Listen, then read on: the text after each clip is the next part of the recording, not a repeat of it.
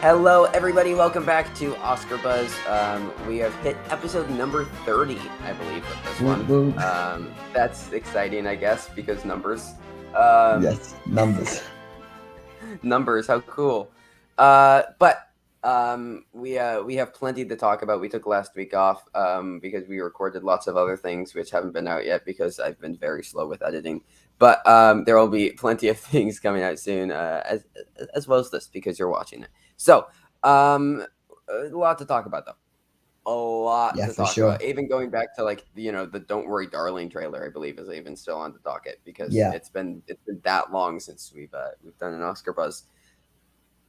I'm Trevor. That's Thomas. You know who we are probably. Yeah. If you like, I get maybe if it's your first episode, welcome. Yeah. I think we just jump straight in. Sure. All right, and let's kick it off with some of the most exciting news I have had.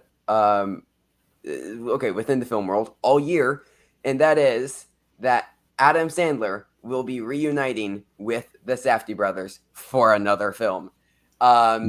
If you do not understand the significance of this, they worked together on one of my favorite films of 2019, one of my favorite films of all time, Uncut Gems. And I think, Thomas, you share that sentiment. Yes. And I mean, they produced one of my favorite acting performances of all time in Adam Sandler. So, I mean, the two partnered up again. That's just perfect. Hopefully the Oscars will recognize Adam Sandler this time, because why didn't they recognize him? God only So knows. dumb. But yeah, hopefully Adam Sandler will finally get his Oscar recognition and finally join the club, because I think he deserves it. I mean, he's been working since the 90s, so give him something. Honestly, even God's confused. He was like, "What?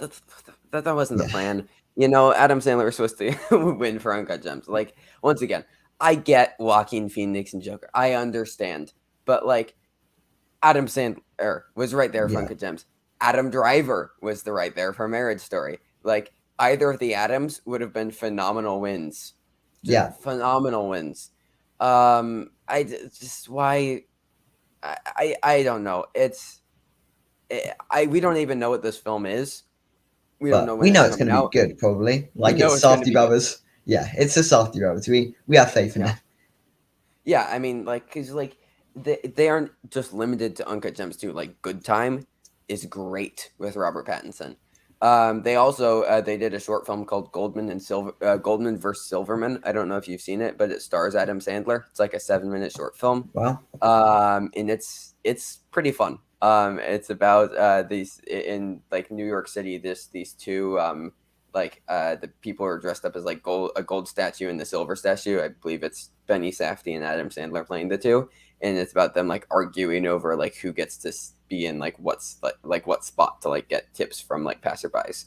But they just like filmed it in like crowded New York City, so nobody really knew what was going on. And like Adam Sandler and Benny Safdie, like they were under so much makeup, nobody knew who they were. I mean, obviously they would have recognized Adam Sandler before Benny Safdie, but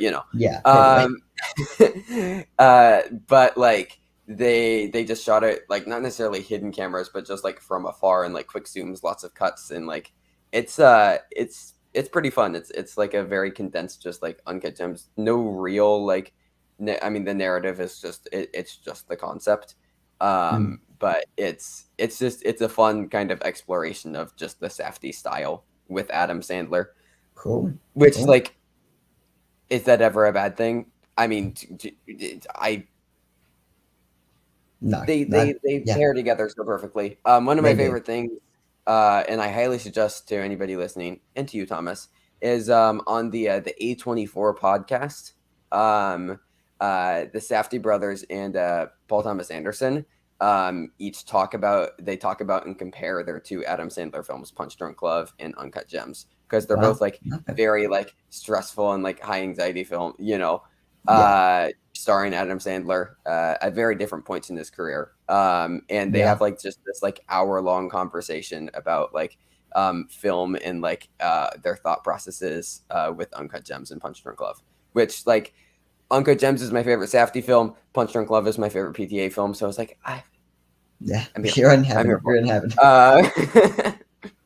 But just overall, just so excited for this. Yeah, So of excited. course, of course. It's whatever this is. I'm excited. Hey Thomas, would you like to hear something super surprising? What? Priscilla Presley liked Elvis. So What? wow, somebody who's Wow. related to Elvis was like, "Hey, go see the movie about Elvis." Yeah. Shock. Um, Yeah. I mean, in fairness, the family of I don't remember the guy's name in Green Book. They didn't like the John, film, so John you Shirley. know. Yeah, yeah, But there's that. So I guess this is probably quite a positive depiction of Elvis. Yeah, yeah. because I would say probably wouldn't have liked it. But we'll see. We'll see. You know, it doesn't make me any more excited for the film than I already Yeah, am because I'm not that excited for it. I mean, I'll watch it me because neither. who knows? Oscars contention could well be costumes, Austin Butler, stuff like that. Yeah, But yeah, not too excited for this film, I have to say. yeah. No, 100% agreed. It's whatever. I mean, like like the royal family didn't like Spencer. Well, yeah, because it was a Yeah. negative depiction of it. Like, so this is the only thing this tells us is that this is a positive depiction of Elvis. Which were we expecting anything less? No, not Um, really. Yeah, I also watched Romeo plus Juliet for the first time, another Baz Luhrmann film. It's an odd film. I don't Yeah. It's know how I thought. Like, I thought that it was fine. It's mm, it's the definition of like very over stylized, and you know that I enjoy my fair amount of style, but like that was a bit too much for me. it is, yeah. It's very, very strange. And yeah, like pretty much every teenager in the UK has seen it at least once in an English Yeah, lesson because that's just what you do at the end of term. You watch this version of Romeo and Juliet, which is yeah, it's not good. It's not good. yeah. I wouldn't say it's bad. I mean, you rated it higher on Letterboxd than I did. You gave it 3 stars. Yeah, I mean I it's put a it okay, it's a 2.5 stars. 3 star. Yeah, 5 out of 10. I'd say 5, 6 out of 10 probably. Yeah, yeah, no, Five it's out of ten. a fine film. Like, I think the production design is impressive. I think the costumes are impressive. I thought the performances were all for the most part pretty good, but like I was never like enamored with it, and I couldn't No. really connect with it at all. Which is Yeah. honestly how I'm expecting to feel about Elvis. I can respect a couple Yeah. of the technicals and the performances, but I'm never going to be like in love with this movie. I will say though, gotta love the Radiohead needle drops. Those were fun. Yeah. Um, Yeah. but all right. Billy Eichner is going to Mm. write and star in a rom com called Bros, featuring all openly LGBTQ actors in starring roles. Nicholas Stoller will direct. Universal has placed it in their like award season contention and award season release date with September 30th.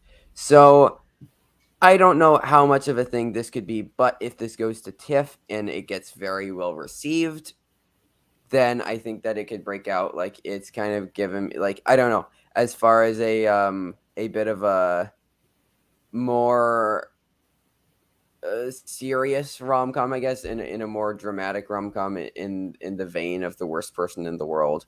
If we Yeah. could see that also with this like all LGBTQ cast, like we've seen, casts featuring all minorities do very well at SAG, Black Panther, Yeah. Crazy Rich Asians, like so like maybe this could be a SAG ensemble thing. Billy Eichner, I very well known, I think at least in the US with like Billy on the Street. He did a lot of stuff with Adam McKay and Will Ferrell's company Funny or Die. Mhm. So like I I think it's worth mentioning. I think it's worth mentioning.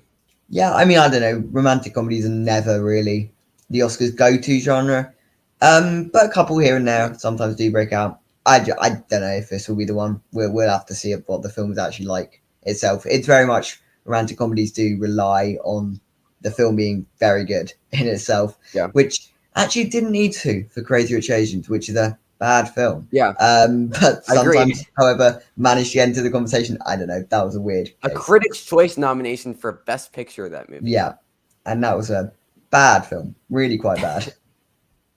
I mean, but like, yeah, I think it's the most noteworthy for using an all LGBTQ cast. I know Yeah, Bowen Yang of SNL is going to be starring in it, who cool. I'm sure will get a Emmy nom this year. At least I'm predicting him. Also, again, Letterboxd user got a rep. So like, it It'll be interesting. Like I'm like I don't know. I the only way this is seriously considered is if like this gets into the top three of TIFF People's Choice, and I'm like, okay, maybe we Yeah, could be looking at Seiko Ensemble now. that's a Maybe we big can if start though. That considering. is a big if though. It We is. have to cross over that hurdle first. I mean, it even has to be going to TIFF first because, Yeah, like, if yeah. this isn't going to fall festivals, we can completely ignore it. But Hmm. this is the type of movie that I could like. It makes sense for this to go to fall festivals and potentially be like crowd pleasing, heartwarming breakout. Yeah. So, yeah. Um, all right. Palme d'Or winner Ken Loach, director of Daniel Blake, and I believe his most recent film is "We're Sorry We Missed You" in 2019. He's going to start shooting his next movie, The Old Oak, this month. Daniel Blake won the Palme d'Or. It was nominated at the BAFTAs for Best Picture, I think Best Director, Best Supporting Actress. It won Best British Film. He's a very prominent British director. Yes. Yeah. And I think his like most acclaimed film is Kess. Are you familiar with any of Ken Loach's work? I've not seen him. No, not seen any of him. But yes, he is a famous name. Like people have heard of him. So yeah, excited to hear that he's shooting another movie. Yeah. Yeah, yeah, one of the most prominent voices of using socialist ideals within his filmmaking, which I think definitely makes him fairly distinct as far as creating, like films with like just a very clear political messaging that also, doesn't beat you over the head with it and isn't like, outrageously offensive Mm. and like mishandled. Yeah. So yeah, I watched I Daniel Blake twice this week because Wow. I loved it a lot. I would highly recommend it to anybody that hasn't seen it. It's a really really great film. It's a great film. So I see 100% why it was nominated at the or won the Palme d'Or. Why the BAFTAs really went for it for picture, Yeah. director, supporting actor, screenplay, won Best British Film. It makes a lot of sense. Would love to see the Oscars go for it. See Critics' Choice go for it because it's a great film. So yeah, just anything. I threw a bunch of Ken Loach films onto my watch list. Yeah. And yeah, anything that he's doing, I'm excited to see. Cool. Cool. So, Men Men. by Alex Garland. Yeah, Men by Alex Garland. Uh, so we have some critical reviews, and this movie is gonna be divisive. Yeah. uh, I, okay. I've seen mixed positive off of this. It's a 66 on Metacritic. Which is Um, not bad. Which is not bad for Metacritic. yeah, like Metacritic is generally very harsh. Like again, my favorite representation of like opinion but balance between like critically and like smart audiences. I guess not to call like general audiences dumb, but like Yeah. when you're Yeah. nominating No. Fast I and know what you Furious mean. and I Jungle know what you Cruise mean. for People's Choice, like it was Yeah. maybe Yeah. not. Let's not listen It's to the got a people. it's got a 3.4 on Letterboxd, which again is good, not Yeah. great. It's a very like the most popular rating is a 3.5. It's very varied. Yeah. Yeah. uh some people are absolutely loving it. Other people are like, uh what I don't know. This just makes me excited because I mean as a A24 horror film because like I mean Yeah. Hereditary got this reaction where people are like Yeah. I don't know what to think of this. Obviously this is going to have very strong political messaging, maybe a bit too strong a political messaging, i.e. something like Promising Young Woman where like it has a good point. It understands that it has a good point and then maybe it goes a bit overboard with telling you that it has a good point. Yeah. Um, Yeah. but I don't know. I still remain positive. I still remain confident in A24 and Alex Garland. So I don't know. Thoughts. Obviously, Yeah. this was never going to get Oscars attention, but like, No, it's no. Yeah, no. I'm still looking forward to those. Still looking forward to it. Definitely still looking forward yeah, to just seeing another Alex Garland film because it's yeah, been a fair bit. 2018 was when Annihilation was released. So Annihilation. Yeah, yeah. And yeah, as you say, A24 horror. You know, it usually works more than not. More often than not, it works. So yeah, yeah, still definitely excited for this one, and the mixed reactions aren't too off-putting for a film like this, especially. yeah, yeah. Absolutely, absolutely. Um. All right. Speaking of A24, everything, everywhere, all at once. Even though Doctor Strange, sadly, like kicked it out of like most theaters that it was Yeah, no, at. Um, Everything Everywhere All at Once is now reached, I think, $46 million. I want to say, like it's really, it might have reached 50. It is now on. It's now on track to be A24's highest grossing film. Yeah, it's now at 49 million. yeah. On track to be A24's highest grossing film, which is amazing. I know you said that you will be seeing it in a few days. It may be a few days, yes, but it'll probably be Friday, I reckon, before the first night I get to see it, which is a shame, but you know, I will eventually see it. I will eventually see it. Yeah, because it's open in the UK, and I think too, again, pretty positive response. Yeah, yeah, Um, uh, like just like it was here. I know the Guardian didn't like it, but but you know, yeah, okay. I mean, um, yeah, uh, everybody else seems to like it. So, um, yeah, I'm just so happy for this. I'm so happy. yeah, and I I'm so mean, happy. I mentioned it the same thing like when we discussed it dropping 0% in what its second week or whatever. When we mentioned that story, like, Yeah. yeah, it needs if it's going to get into Oscars conversation, it needs to keep getting money. It needs to keep getting this positive, momentum, and Yep. because else it just won't be. It won't be remembered by the time Oscars roll around. So it needs to keep the sub. It needs people going back to it. It needs people going back to it at the end of the year, when Oscar voting is actually happening. But who knows? Maybe Yep. it's looking increasingly more likely the more money it makes. Put it that way. With each week that goes by and the more people I see who have watched it and loved it and the more money that's like I'm becoming more and more confident in this film. Like I think Yeah, I would be okay. And again, are we going as far as best picture nom? I don't know. I would be shocked at this point if it didn't get at least one nomination. yeah. I mean, it, Like it probably I will. It think probably will. at least one nomination is very very reasonable at this point. All right, Mm. let's talk about Florian Zeller. Made one of my favorite films of 2020, The Father. Of course, got an adapted screenplay win and a win for Anthony Yeah, Hopkins in Best Actor. His next film, The Son, is going to be scored by none other than two-time Oscar winner Hans Zimmer. Do we need to start considering this for score? maybe. I mean, we're considering it for Like, what actor, supporting actors categories, yeah, screenplay categories, whichever one it goes into. picture It's adapted, right? Yeah, adapted. Yeah, yeah, picture. Yeah, cool. Picture. You know, pretty much anything.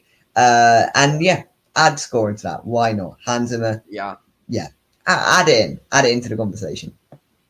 And it's like it's a one of his like I can't remember the last time Hans Zimmer's done like a low key score. Hmm. Something that wasn't like very like grandiose. But like I don't know. I think this is gonna work so well. The Father didn't have an original score. It was just reworked pieces of music by Ludovico Einaudi, which Nomadland ironically did the same thing. Yeah, But like I mean, if you're getting Hans Zimmer, yeah, yeah. And it means like also that like the studio who's producing this one again. uh, I I'll double check.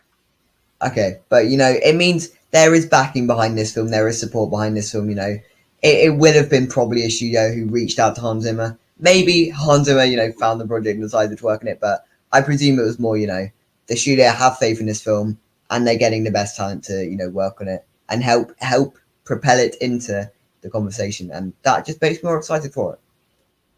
Yeah, I think it's Film 4 and then STX, which is the same. It's the same production company as The Father, and then I Okay, believe Sony Pictures Classics is taking it. So cool. like, I'm pretty sure it's just the same production team behind The Father. So, Cool. which I mean, yeah, sure. Like, Yeah. I just uh, Hans Zimmer, um, because like again, why not? Why not? All right. Uh, Tobias Menzies and Julia Louis-Dreyfus, fun cast, will star in Nicole Holofcener's Beth and Dawn for A24.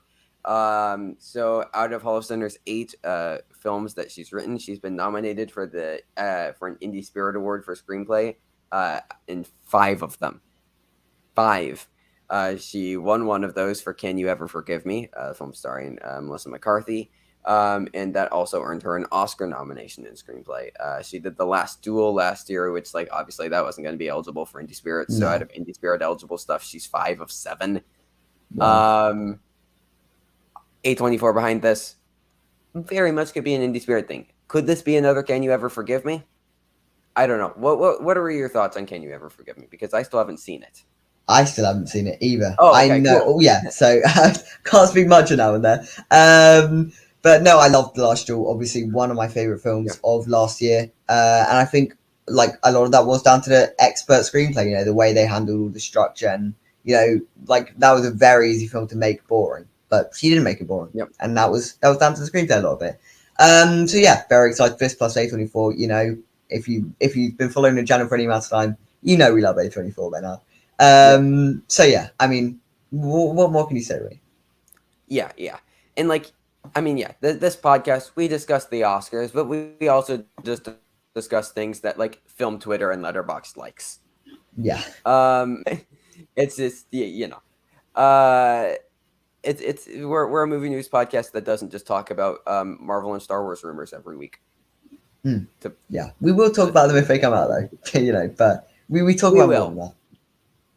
Yes, yes. We're an expanded movie. Yes, yes, I don't know. We are whatever this is. yeah. Lady Gaga had a song. Good transition. Yeah, going from talking about A24 to Lady Gaga's new song for the Top Gun movie. Really demonstrating our. Anyway, the song "Hate It," cheesy. It's quite reminiscent of the old songs that were from the original Top Gun. If people are saying Okay, it's too early, I haven't seen this. do not desecrate the songs of Top Gun. They are incredible. This one, it isn't great, but They are very cheesy. Danger Zone is a phenomenal song. Yeah, it's a Kenny Loggins. anyway, like, yeah, it's not too early because I mean, first of all, it's Lady Gaga. Second of all, No Time to Die was literally released 2 years before the Oscars, so it's fine to be released now. And I mean, yeah, like Lady Gaga can sing. I don't think that was ever in the question or ever in doubt. But Wait, yeah, I what? just yeah, this song just was not for me in any way. It's not the kind of song I like, and I'm sure it will come at like an inspirational moment in the movie, and everyone will cheer and that kind of thing. But not for me. Yeah, I just thought Lady Gaga could do Italian accents. Ugh. Yeah, But yeah, no, this song is fine. It's fine. I didn't care about any of it. Can Lady Gaga sing? Yeah, yeah, well, that's like is where Lady Gaga is like actually utilizing her vocal talents. Is it going to be like necessarily like a bad, like objectively a bad song? I don't think so. I mean, no, because Lady Gaga is like she is talented, but like this wasn't good. I don't know. This is just going to be the No Time to Die. I feel this is just going to be the No Time to Die of the yeah, year and probably, just sweep through the song category unless something else big comes out. But it makes too much sense. yeah, And we'll talk yeah, a bit more about Top Gun Maverick. I mean, we could even transition into it now. But yeah, like this song sure, wasn't for us, but everybody else seems to love it. So yeah, yeah. yeah, sure. Which Which I feel like okay, it I was mean, good. yeah, it's a people pleasing song. Yeah, Whereas like with So No Time to Die, I think we both quite liked that song, and I quite like that song. Yeah. the general reception was fairly mixed. Like people were like, yeah, it's a Mm. meh Bond song. I was like, I don't know. Like, is Yeah. it Skyfall? No, but like, it was still pretty good. Yeah. So yeah, but anyways, Top Gun Maverick debuted. I think it's at like an 81 on Metacritic, a 97 on Rotten Tomatoes. Like, okay, like we get it. This movie's Yeah. going to be we have to talk about this movie seriously. Yeah.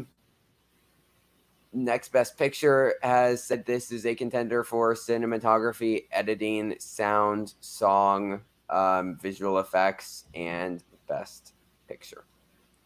Yeah, because I They mean, are if it usually can get pretty all of accurate. those, So yeah, if yeah, it can get all of the above the line ones, why wouldn't it get Best Picture? Like we've seen below the line. Yeah, movies with a lot less end up in the Best Picture conversation, end up with Best Picture nominations. You know, in Nightmare Alley. 2019, Ford versus Ferrari got what Yep. editing and sound, and that got in. Yep. Not that wasn't deserved. Love Ford versus Ferrari. You can check our recent episode we did on the 2019 Oscars, which may be out now, not out yet. It should be. It should be. It should Should be. be cool, By the cool. time this Just comes out, that should be out. right. If Just not, checking, I've just making horribly sure. messed up. Yeah. Okay. Cool.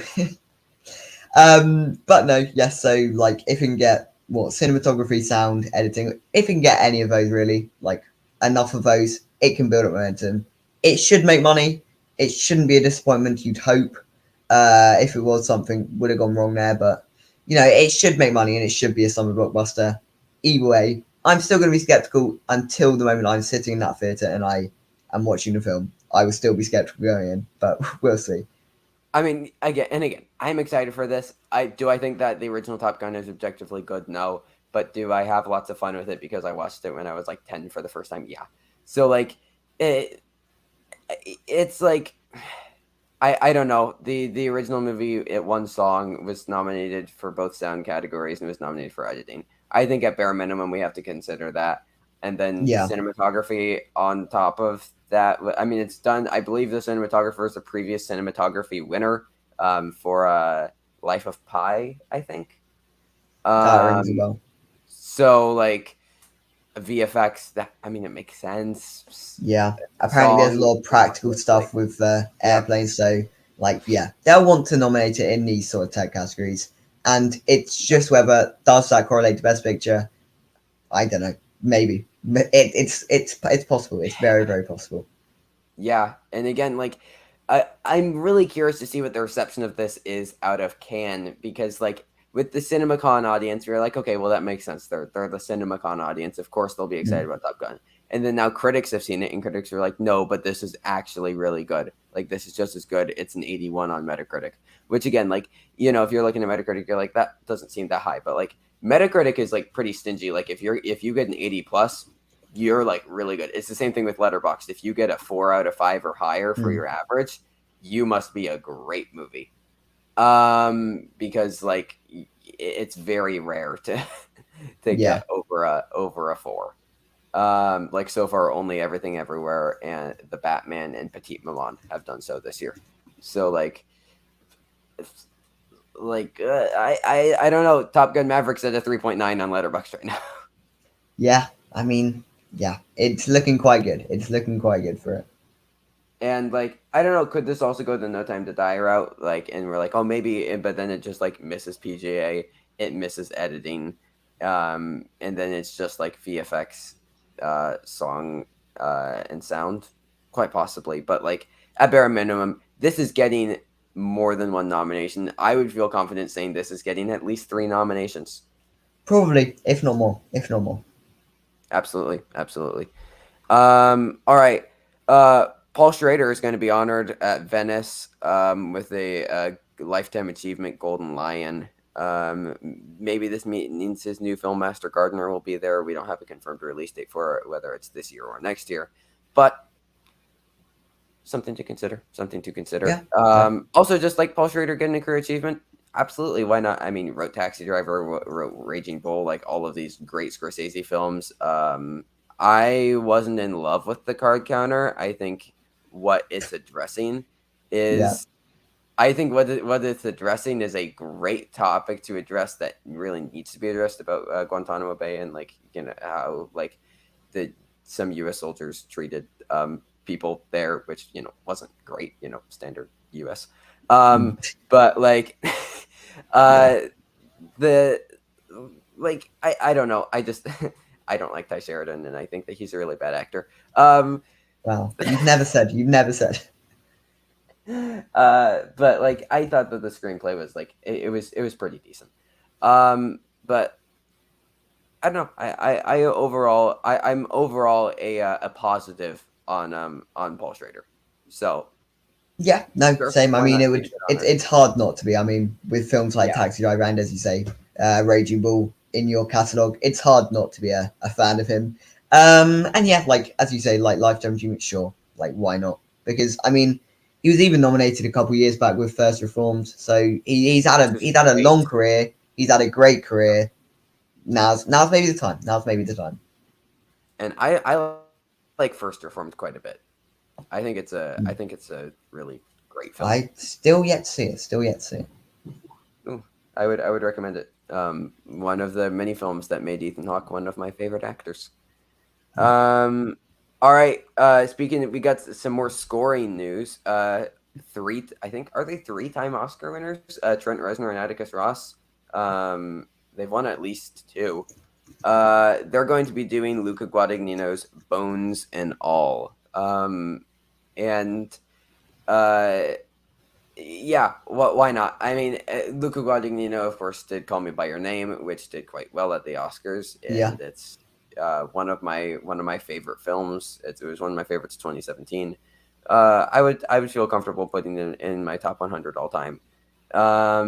It's a really really great movie. Suspiria didn't do so well for him, Mm. but excited to see him reuniting with Timothy Chalamet. Is this an Oscars thing? I don't know. I don't know. The I concept doesn't really sound Oscar-y, but I'm like Social Network score, one of my favorite scores of all time. So seeing Reznor Ross, for it, then that's exciting. That is automatically exciting. Whether this will be Oscars, I doubt it. Pretty much, I probably doubt it because like the concept is what like guy goes meets with cannibals, something like that, something along those lines. basically Um, fresh. yeah, yeah, pretty much. So it's not exactly the most Oscar concept, but we'll Yeah, see, we'll see. yeah. I mean, exactly. We'll see. I don't know if this would be getting any attention if it wasn't starring Luca Guadagnino and Timothy Chalamet, but in the end, it is starring Luca Guadagnino and Timothy. It is Yeah, directed by Luca Guadagnino and starring Timothy Chalamet. So and I just checked. They've won twice, been nominated three times because they were okay, also nominated for Mank. mm, Because they right, got the double nom in 2020, which Johnny Greenwood should have gotten for Spencer and yeah, Power of the Dog. yeah, But um, rest in peace, Spencer. Um, yeah. but still not, still not No, okay with no, it. I still not okay. still um. I'm just gonna read out verbatim what I have in the notes for the show. Yeah, Will Smith's emancipation moved to 2023 post slap. Um, yes, I think this was expected. yeah. I mean, the question is, will this keep getting pushed back, or will this actually be released in 2023? Because like there could be one which just never gets released. It just gets keep okay. Next we'll find out 2024. Okay, maybe 2025, and then it just gets canned. I do like the term post slap though. I think I think we should use that term. Like post snap in the Avengers. But yeah, post slap. Yeah. I mean, what more do you really want to say? Yeah, probably it needed to be pushed back, and there you go. That Yep. has been.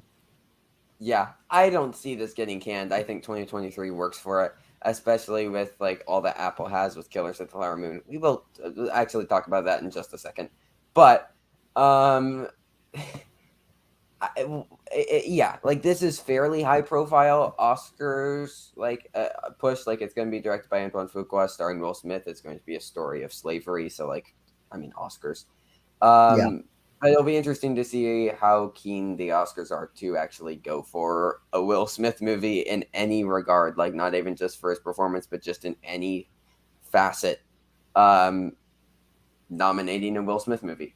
Mhm. So we'll see. We'll see.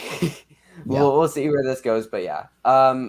in the same like report that came from Apple, they said, and this was about a week ago, they said that Killers of the Flower Moon was still not finished, and that and this wasn't like an official like Apple announcement. These were just reports coming out of Apple. So like Okay.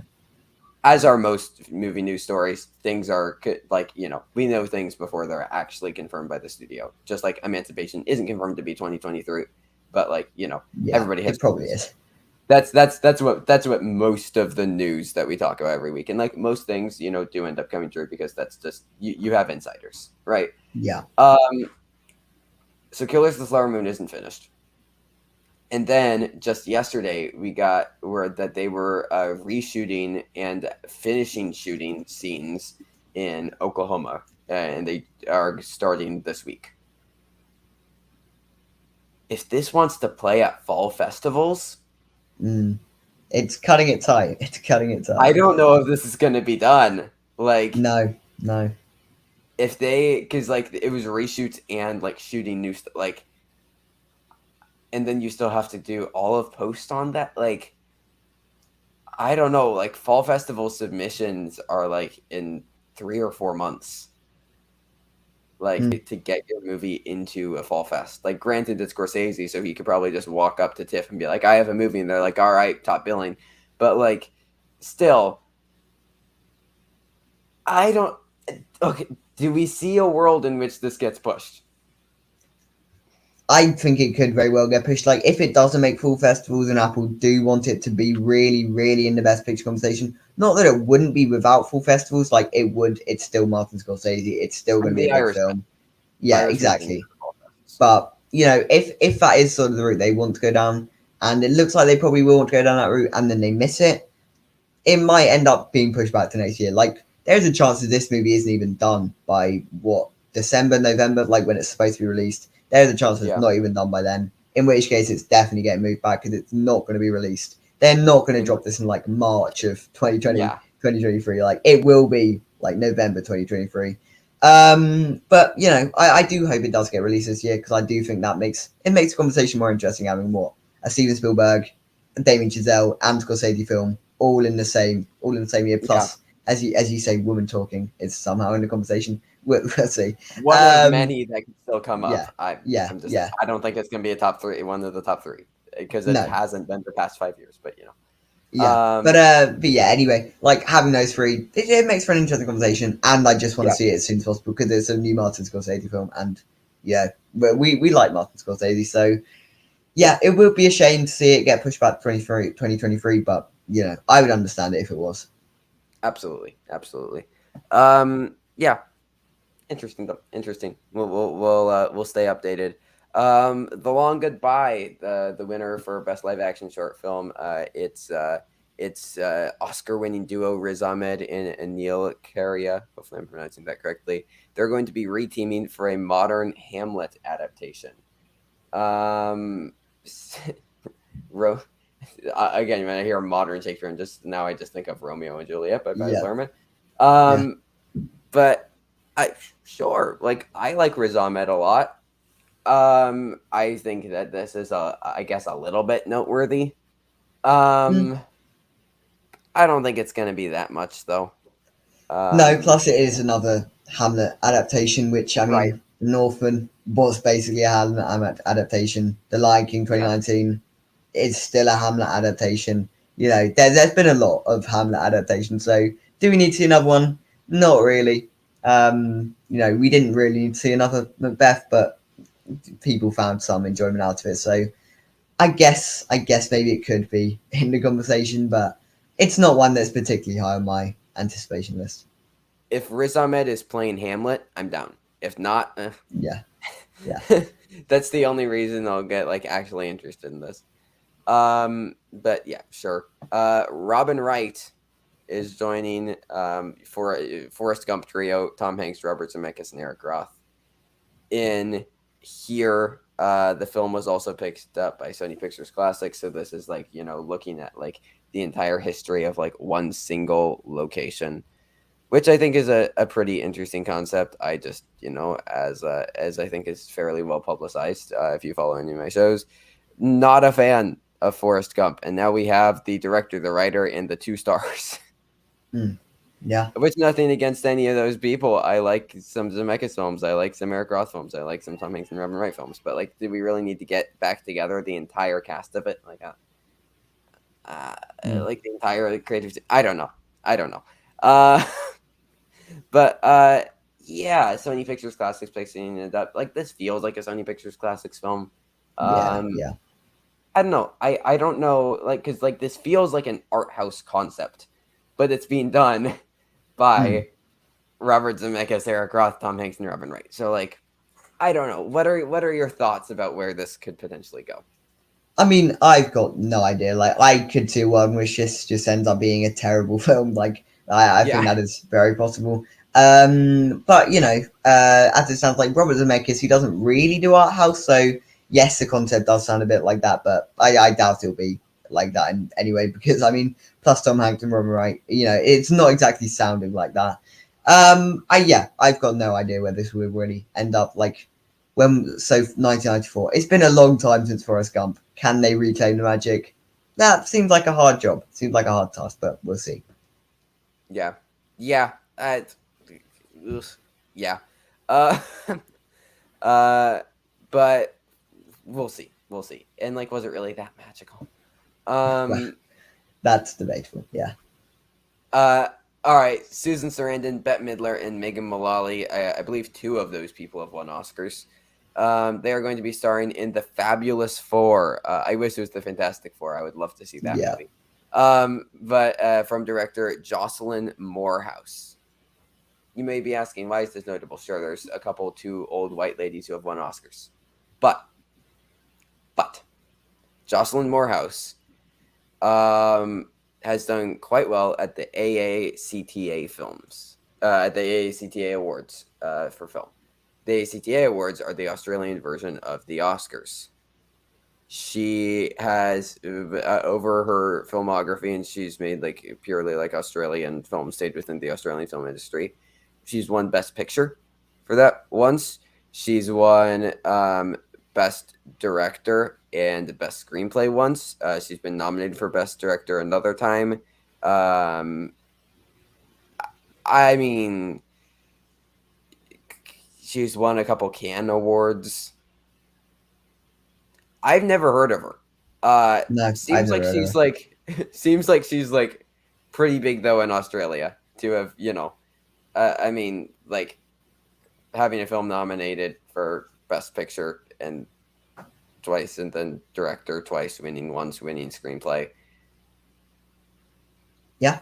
making an American film. Like I don't know. I Yeah. just like again, we're it's May. There isn't that much to talk about with Oscars. No. We No. just have to bring up what could be noteworthy.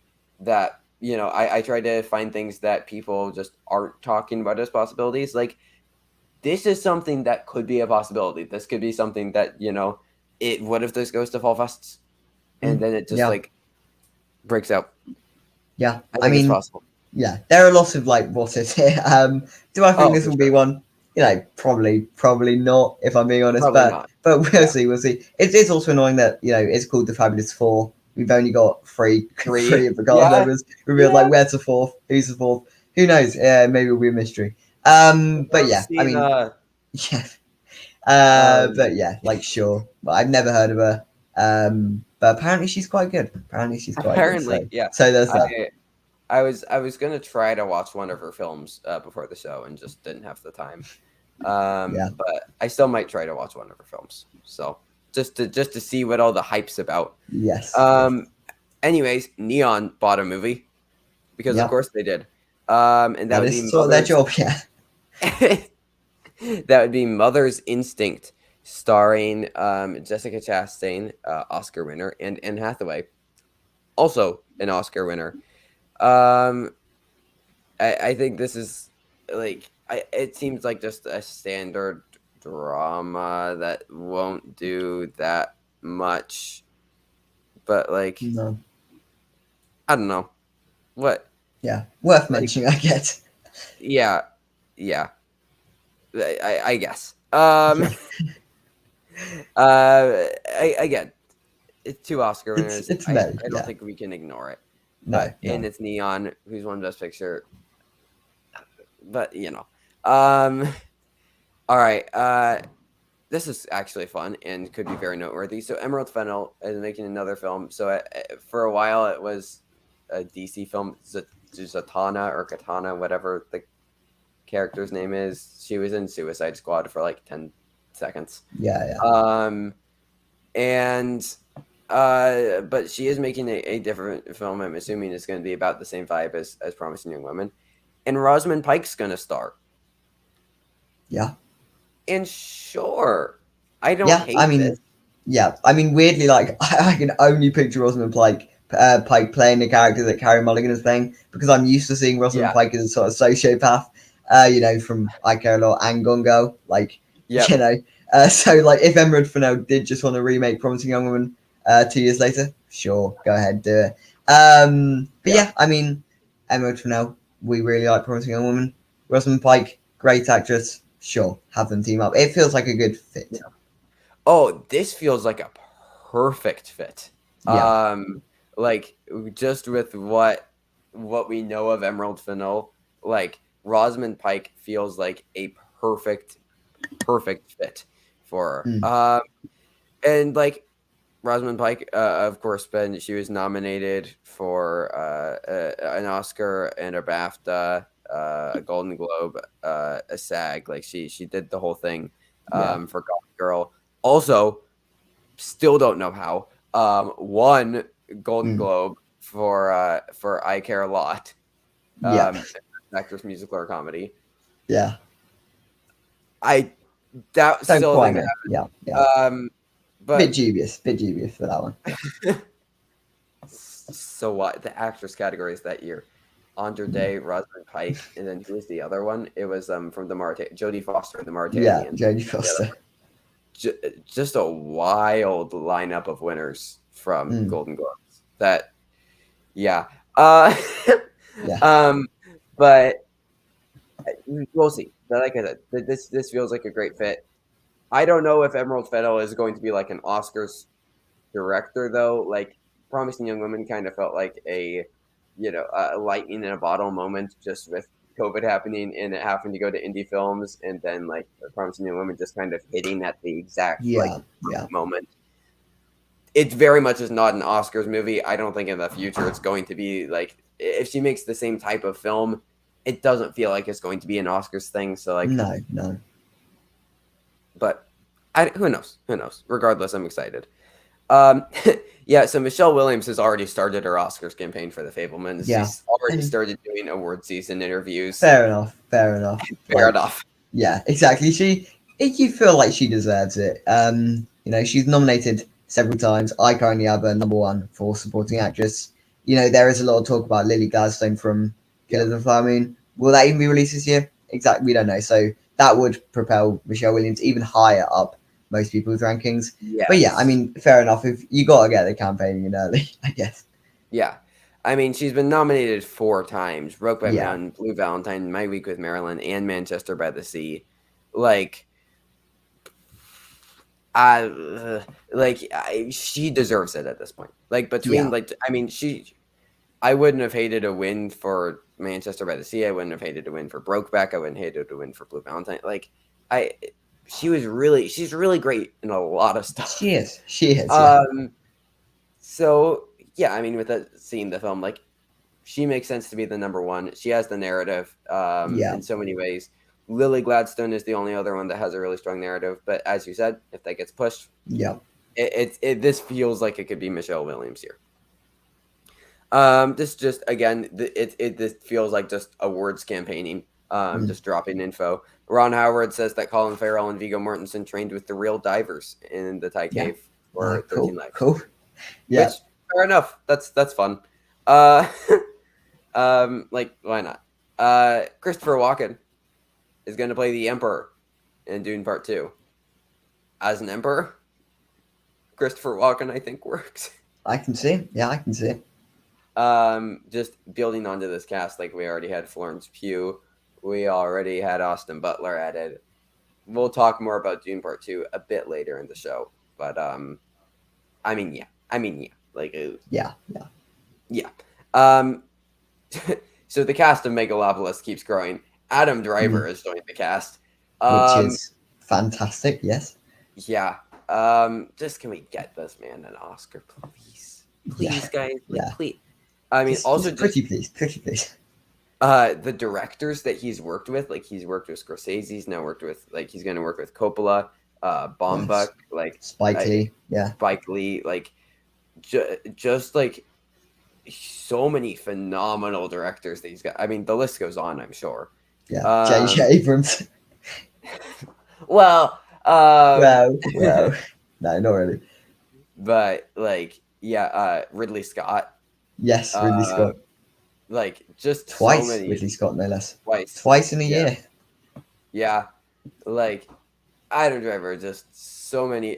He's doing a film with Michael Mann, Ferrari about Enzo Ferrari, with Yes. Penelope Cruz. So that, well, um, that could be a thing. But yeah, just so many great directors. Megalopolis, I don't know, like it could be I see this being a huge contender, being It like could be.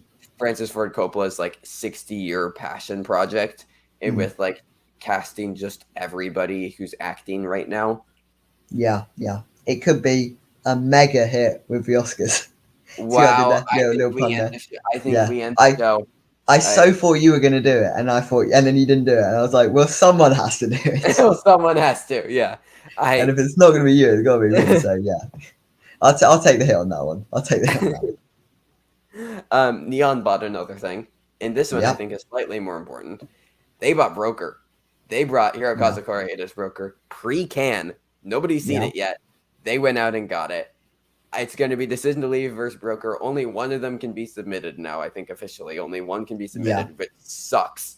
I wish this could be like, the matchup like to win, but But yeah, only one can be like it's Jesus. The rules for international feature are so dumb, and only the mm, Oscars do it. Just do it like everybody else, where you like it's just the best international film. Like it's not yeah. that hard.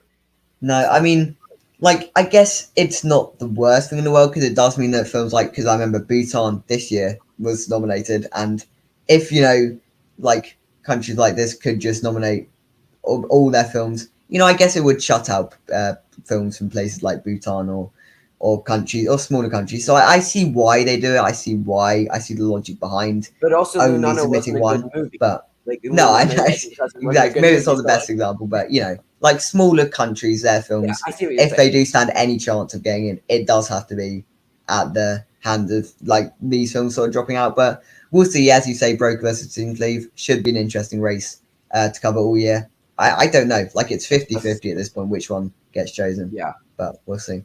like a submission race, which is Yeah. really weird. I mean, like, yeah, we now have trailers for both. We'll be talking about this in Leave later, the trailer, but like two, I think it's safe to say two very good trailers. Yeah. Just very excited for both of them, regardless. And bit of a power move from Neon taking Broker. Decision to Leave stuck with Mubi. Yeah. So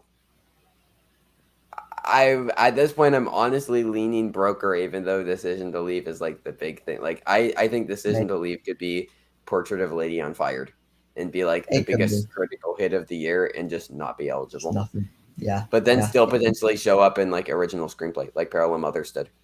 Yeah. Yeah. Or well, I obviously Well, Parallel no. Mothers didn't Yeah. show up in screenplay, but like Yeah. show up in another category, like Parallel Mothers did, getting actress and score. So Yeah. No. I got what you mean. I got what you meant there. yeah.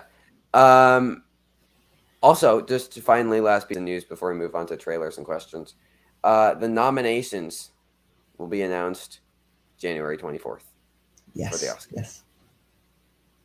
The Oscars will be March 12th. So earlier this year. Yeah, not as big of a gap. Still a month and a half. So still time for Yeah, a lot to change. Like it used to be like yeah, a month or less. It also is awful because nominations this year are going to be during Sundance.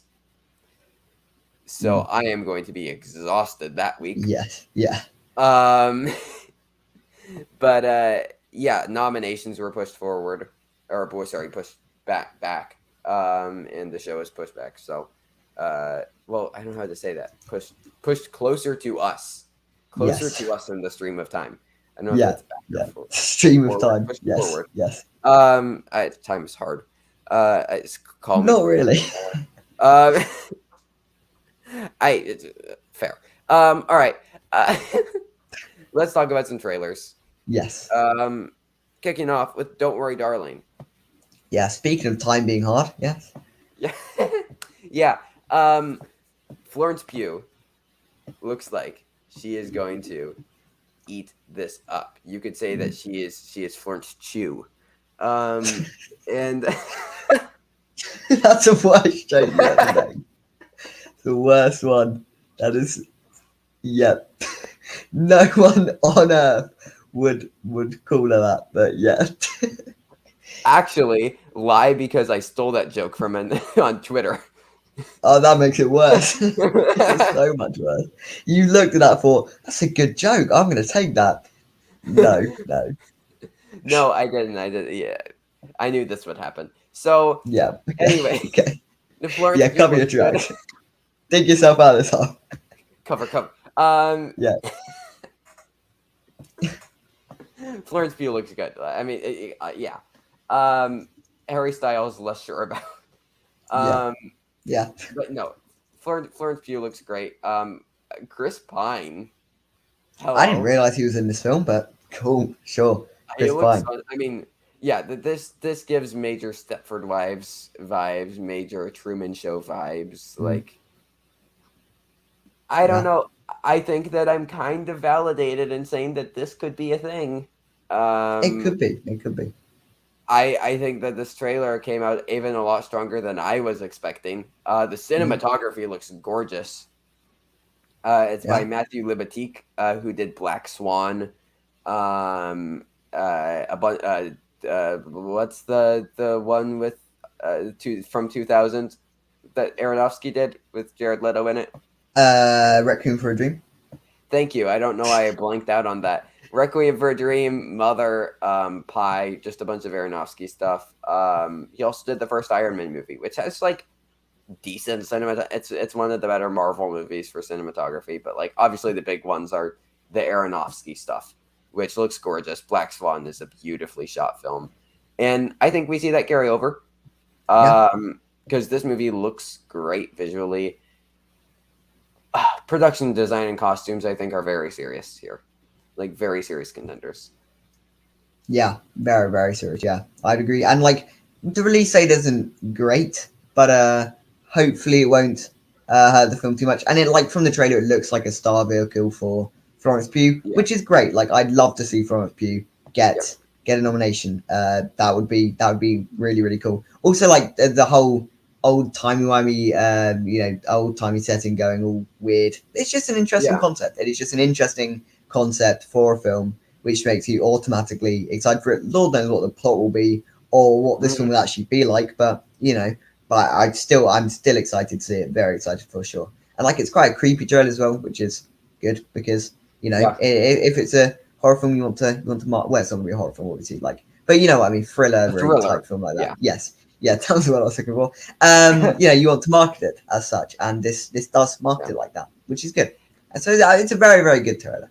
I thought. Absolutely. Made me very excited for it. I mean, I like Booksmart. I'm excited for Mm, Olivia Wilde follow up. I think this is assuredly going to TIFF with its release date, and I think it's should just be. going to do the Isa Tammy Faye thing and come out like 2 weeks after, Yeah. or the other movie, initialed DEH, a musical that we don't talk about. Oh Um, yeah. Okay. and it's like Voldemort. You don't say its name. Yeah. But yeah, I'm very very excited for this. I think the biggest concern is will this be Last Night in Soho because we said all of the same things about Last Night in Soho last year, And Yeah. Last Night in Soho is still a movie that I liked quite a bit, but it definitely wasn't an Oscars thing. I think it made the shortlist for sound, and that was it. Mm. So Yeah. we'll see. But I know this looks stronger than Last Night in Soho, in all Yeah. honesty. Yeah. Probably should be. So we'll Hopefully. see. And then we got the trailer for Yeah. the Weird Al Yankovic story. I don't even know if this is going to be eligible for Oscars since it's a Roku movie, but like we've talked about it before because it was like a biopic, and I Mm. just want to talk about this trailer.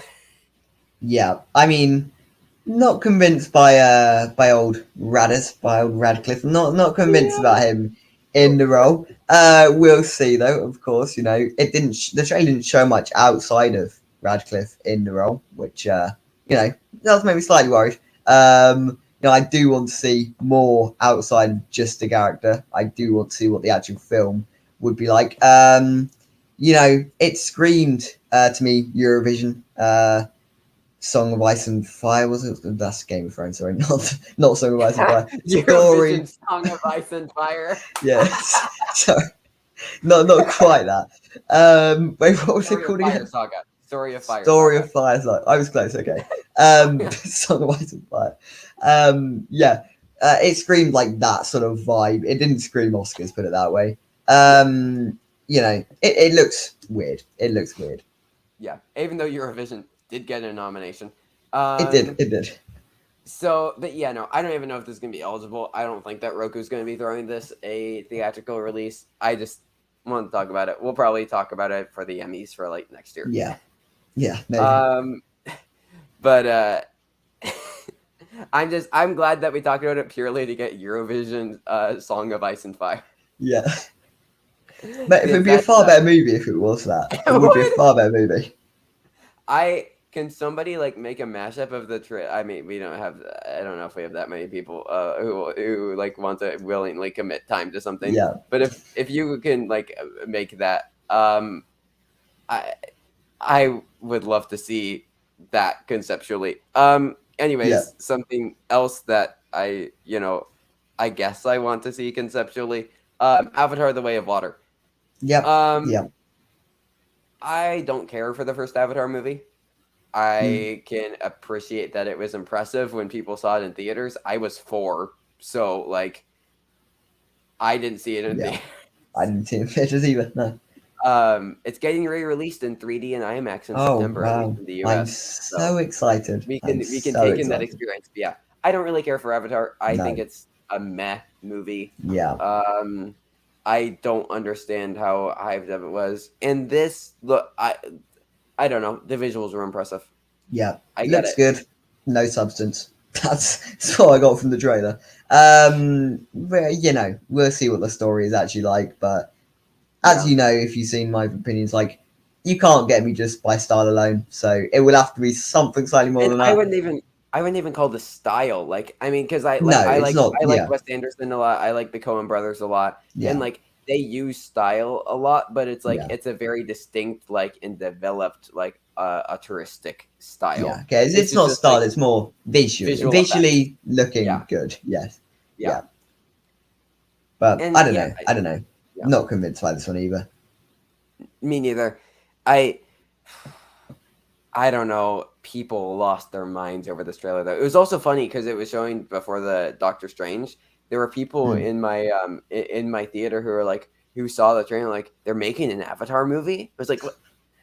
I mean, yeah, I guess it's just where we live in this bubble where we just know everything about all the movies and people. Yeah. Like, but yeah, it was like one of the most watched trailers in the first 24 hours of it being on YouTube, and like the tweet is like the most liked tweet or something announcing the trailer, which is like a dumb stat, but like what people are excited about this movie.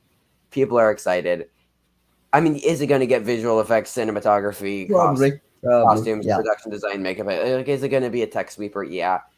Is it going to go full Dune and get into picture and director? Well, wait, I forgot Avatar. Dune. Yeah, I forgot Dune didn't get into. Oh yeah, Dune didn't even get directed, like, didn't they?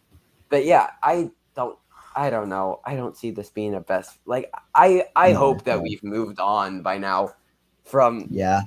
But I don't We know. haven't, apparently. We haven't. I guess. We did get the full trailer for Crimes of the Future. David Cronenberg is not something that I moved on from. Mm, Oh my God! Like give it to me now. yeah, Give it to me now. yeah. I'm so excited about this. I I love mean, yeah, yeah, like body horror is my favorite genre, like subgenre within horror. I find it the most interesting. I think that you can, and not. I think it not only is the most terrifying, but it also like you can create like the most. I would say aside from like psychological horror, even though those border more on thrillers to me personally, yeah, um, like you can do the most like metaphorically. And create the most like subtextual commentary. Like I mean, Teton was my favorite film of last year, which I would call a body horror film yeah, for in sure. like the most unconventional and Yeah. I unique don't know what way. else you'd call Titan, really. Um, A family drama? No, not quite. I mean, I cried, but Yeah. uh, but like, yeah, I love Cronenberg so much. I mean, in the cat, like, we got our girl Case too. Mhm. Yeah. We know you're watching. We Yes. love you Yes. here. Yes. Um, um, but yeah, I don't know. Do you have anything to add to my Um. ramblings? Yeah, and I don't know if this is a rude thing to say. It probably is, but Lea Seydoux does have quite a creepy face. I've realised, which does work for the vibe that it's going for. But I mean, her face does just fit, which I guess is maybe slightly, not the right thing to say, but you know what I mean. I Yes, you mean the do. trailer. If you're watching, I apologize. Sorry, yeah. Thomas does not Um, speak for the both of us. I just think I got to no, Google Lazydude's face quickly though. yeah. Uh, But yeah, her face fits anyway. Like it's building on what we saw in the first trailer, so the body horror is all still there and it's all still looking good and creepy and stuff like that. I don't really know what the film will be about, but there was a line "pain doesn't exist" in the trailer, which yeah. is an interesting concept. Like I'm excited to see what they do about in the whole like creating this world where pain doesn't exist anymore. That is an interesting concept. And like yeah, it looks just creepy and horrible in all the right ways. And yeah, I'm very looking forward to this one. I mean, I just think it looks like she has a lot of plastic surgery. I don't think it looks creepy. I Um, think in the context of the trailer, in the yeah, context of the yeah, yeah. trailer, Oh, just thought a body horror movie about plastic surgery. Cronenberg, call me. Um, anyways, yeah, uh, let's talk about Hustle. People are yeah, okay. So people on Twitter are like, could this be Adam Sandler's next Uncut Gems? Let me answer that. No. yeah, Um, this looks like yeah. it I looks don't like know why you put this one on the document, really, because because it's people are saying that I like people like Adam Sandler could get nominated for it. And like I yeah, guess like after Ben Affleck got like, he was in the yeah, conversation for like the way back, but like and it's Adam Sandler doing a serious thing and he gets attention when he does serious things.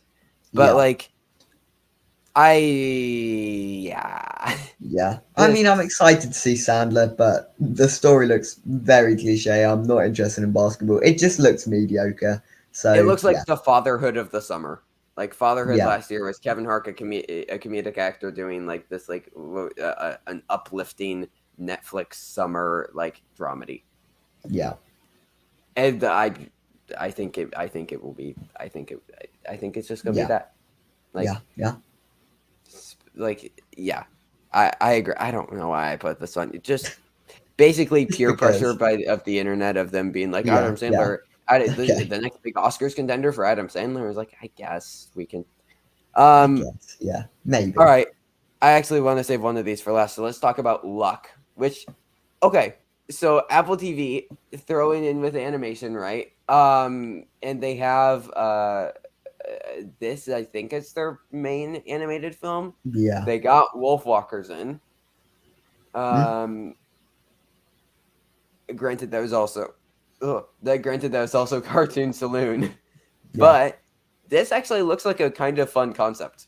Yeah. I'm I not mean, gonna it looks lie. like I it looks was, like a good concept, which is what you need for an animated film, really. Like, yeah, as long as yeah, it's got yeah. a good concept, you're good.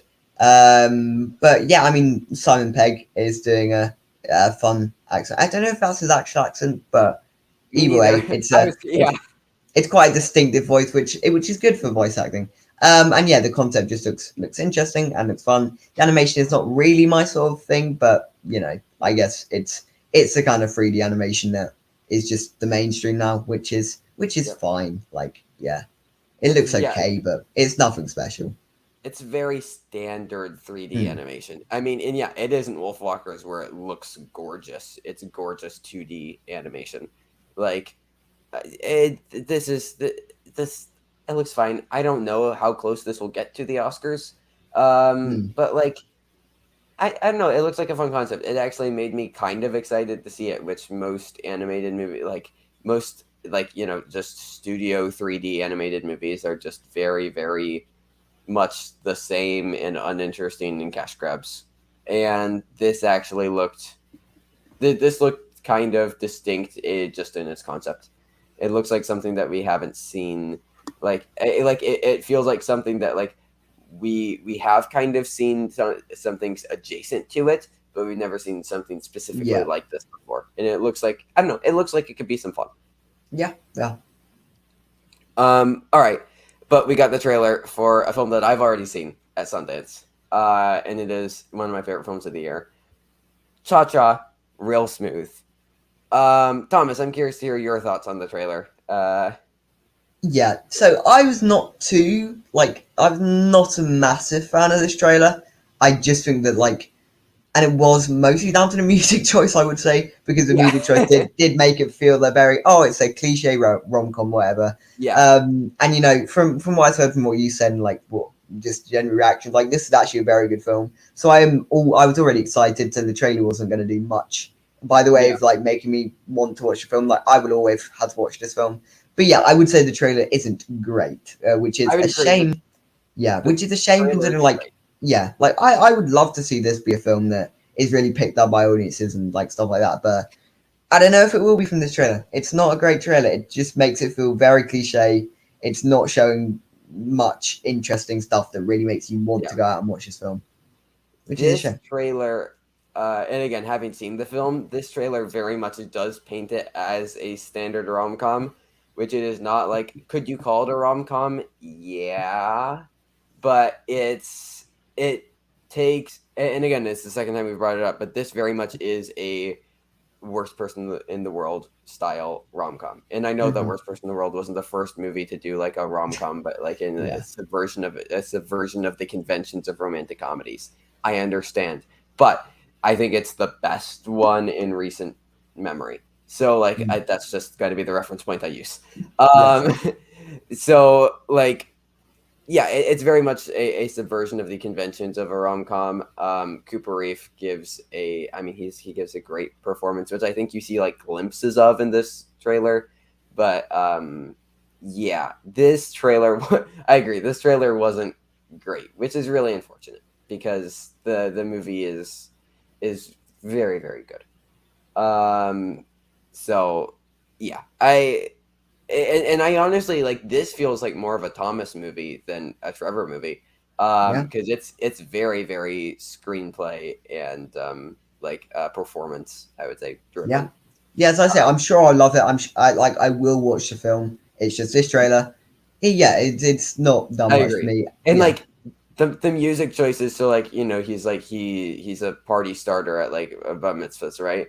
And like it's like trying to use like the music that's like, like just standard party music, which is yeah, very much not my type of music, but like no, I wouldn't say that it's necessarily integral. Like it isn't like a soundtrack choice. It's in like this is like emblematic of like the how the film is. It's like this is those types of songs are played in the movie because that's just the setting yeah, of yeah. where the movie is. So yeah, but I wish they showed more Dakota Johnson because she's incredible in this Mm. movie, and we see very, very little. So yeah, I know there's a lot for a 3 minute trailer. They didn't really do that much, and they cut it like a rom com, No, which yeah, is unfortunate because this movie is a lot more than that. So yeah, I would agree. Not a great trailer. I wanted to save it for last to see how we thought about that because yeah, this isn't it. It's a not very good trailer for what I would say is a very good film, and yeah. that I still highly recommend people check. out. Then the questions in just a second. As far as new releases, so like Happening did come out, and you can just I don't think it's that necessary that we do a review on it. Just I have seen it. I saw it at Sundance. It was a film for last year. We talked about Petite Maman because it was like actually something that we could talk about, and both of us had seen it. Yeah. You can just check out my thoughts of when like I covered it through like Letterboxd, and then I also talked about it on my other podcast, The Basement, if you want to look through the Sundance episode. But we won't talk about it that much. I will say by next week I will have seen On the Count of Three, which I'm very excited to see and talk about. So, and as far as new releases, there was also Firestarter. Yeah, which I choosing not to see that one. Yeah, I don't know if I'll do a review of it for this channel. Again, we'll be doing a full dissection on The Basement. So again, the link to that channel is on my channel, so you can find that there because yeah. Yeah. So but we will have Men next week, and On the Count of Three I will have seen. Men. So such an odd title, Men. I love it. as like there are already like headlines like I love men, and it's like there's so many fun things you can do with that title. But anyways, that's where we are as far as new releases. We reviewed Petite Maman, and it's not doing very well. People sadly aren't watching it, the movie and our review. So watch either. But all right, we'll do one question because we are running a bit long because of lots of news, 2 weeks worth of news. But let's give a little bit of an Oscar buzz preview of Dune Part 2. We can discuss where we could see this film falling as far as Oscars. So most of the cast is returning, obviously, aside from the people who died. And like there's still flashbacks, so like maybe they'll probably still be in it somewhere. And Florence Pugh, Austin Butler, Christopher Walken, as we just discussed earlier, joining the cast. Denis Villeneuve returning to direct. I believe Eric Roth is returning to write. Obviously based, still upon the writings of Frank Herbert. Do we think this picks up more or less nominations? Right. So I think it probably picks up.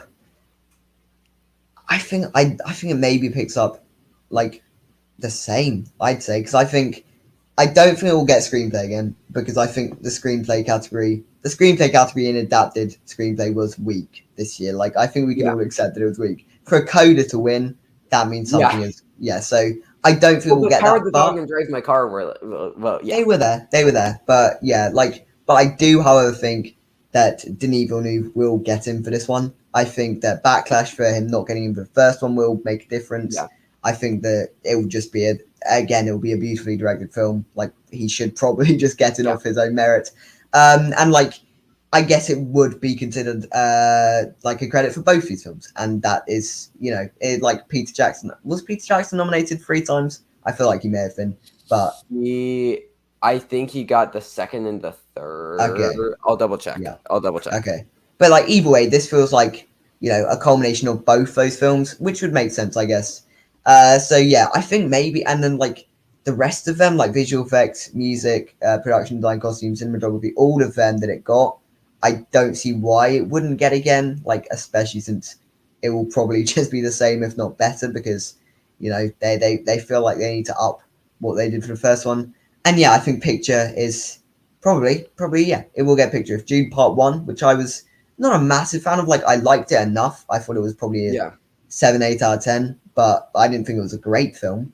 If that can get into Best Picture, maybe Dune Part 2 will as well, since like as long as they can wrap it up in a satisfying way, I don't see why it would get any less than Dune Part 1.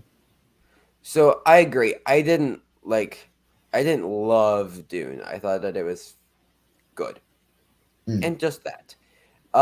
So, and Peter Jackson was nominated for the first and the third. Okay. Out of Lord of the Rings. Just so it's really interesting.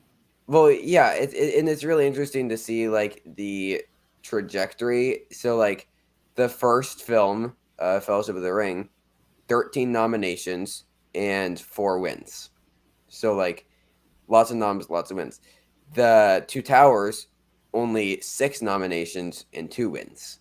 And all three of them got picture, but no above the line or anything aside from picture for Two Towers. Whereas the first one got like Ian McKellen in supporting screenplay, Wow. director. But then we go to Return of the King, which I mean, uh, Yeah. picked up like 11 for 11, I believe. Yeah. And I Um, guess that makes sense actually, because like, you know, we do it for the first one because like, wow, we've never seen this sort of thing before. And yeah. then like the second one is released and they go, oh no, hang on, there's a third one. We may as well just nominate it all there. So that does make sense why that sort of happened. There's not going to be June Part 3, is there? Well, okay, so it's weird because So I like know like for the he first wanted it, but right for the first novel, I think it ends at Dune Part Two. yeah, But he's expressed interest in adapting further novels, and further but yeah, installments. So yeah, like, I don't know. Like, I don't know if this is going. Like, yeah, I don't know if this is going to get the Two Towers treatment and drop, or if it will get the Return of the King treatment and do even better. hmm, yeah. Um. So yeah, yeah. I don't know. I'm actually pretty mixed as far as like my Oscars expectations of Dune Part Two. My regular expectations, like I think I'll probably like it just as much as Yeah. Dune Part One, like a solid 4 out of 5. Yeah, I say Like I may even enjoy it. I enjoy it more because, like, once you see the whole story together, it might make me yeah, that's true. appreciate the first one even more. That's why I did say in my initial review, like, it feels like a first part. That's why I'm not overly Yeah, keen on it. But yeah, like I very strongly see Denis Villeneuve getting in because for all the reasons I mentioned, I think he does stand a very good chance. yeah, yeah. Absolutely, absolutely. Um, and yeah, and it's also interesting, like looking at screenplay. The first one got nominated, second one didn't, third one did. So like I don't know. I definitely think it will follow one of those two paths. I think we'll follow one of those two. Um, it's just a matter of which one. It's just a matter of which one. But I mean, as far as 2023, it looks like a fun year. Oppenheimer Part Two, the winner Barbie, Yeah, and so lots of stuff to look forward to. But that's everything. That is everything. that is everything. Longest show today, but yeah, lots to talk about. Yeah, yeah, for sure. Absolutely. Like we've been saying all show, plenty of stuff coming out or has come out. Again, depending on when I get editing done. Yeah.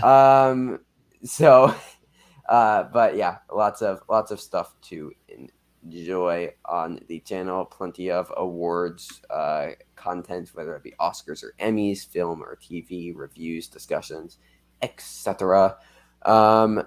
Also, next show we'll be getting some Can reactions. Can starts on Tuesday, I think. Can starts on Tuesday.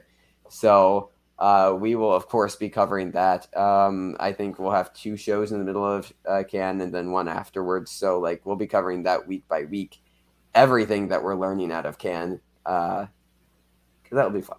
That will be really, Yes. really fun. But until then, Thomas, where can everybody find you? You can find me at Letterboxd at T underscore Gladstoney. That's the first time I've ever said it like that. I usually just say Letterboxd with Thomas Gladstone. But anyway, we roll with it. It's later. And you can find me at YouTube at Project Mayhem, where there may be stuff coming in the future. See. You can find me on Letterboxd at Kermats and Twitter at TMFox Movies on the basement and on the banana meter. Until next time, stay safe, everybody. Thank you for watching, and goodbye.